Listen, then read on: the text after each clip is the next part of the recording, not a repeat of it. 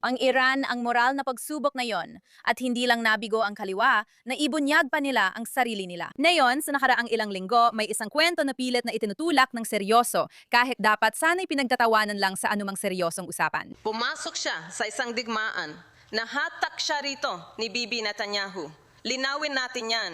Hinila tayo ng mga Israeli sa digmaan na ito. Narinig natin ang ganitong kahangalan mula kina John Kerry na agad sinisi si Netanyahu kahit hindi naman siya ang punong ministro ng Israel noong panahon ni Bush. Oo, gusto niya mamatake tayo. Lumapit siya kay Pangulong Obama.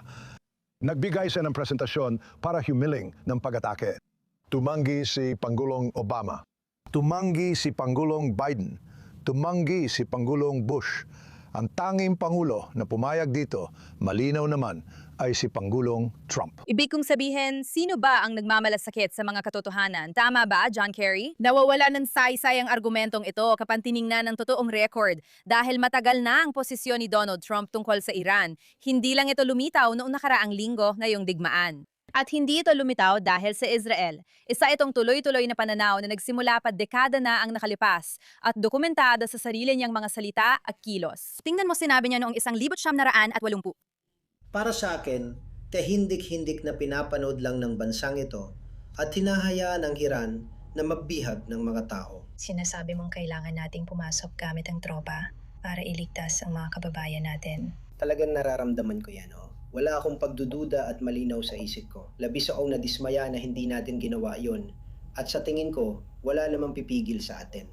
1,987 sa isa pang panayam kay Trump. Bakit hindi natin pwedeng kunin ang ilang langis nila sa tabing dagat?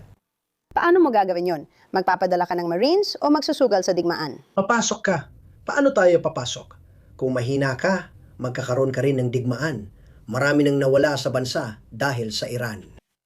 Ayan, narinig mo na. Sa pag-ulit ng ganong pananaw, hindi mo sinusuri ang digmaan at pinalalakas mo pa ang mismong naratibong sinusubukang ipalaganap ng rehimen, Kamala, na parang sinasabi mo na rin. Yung 40 taong track record na yan ni Pangulong Trump ay parang iniuugnay kay Benjamin Netanyahu, isang tao na hindi pa nga kilala ni Trump noon. Hindi talaga tugma.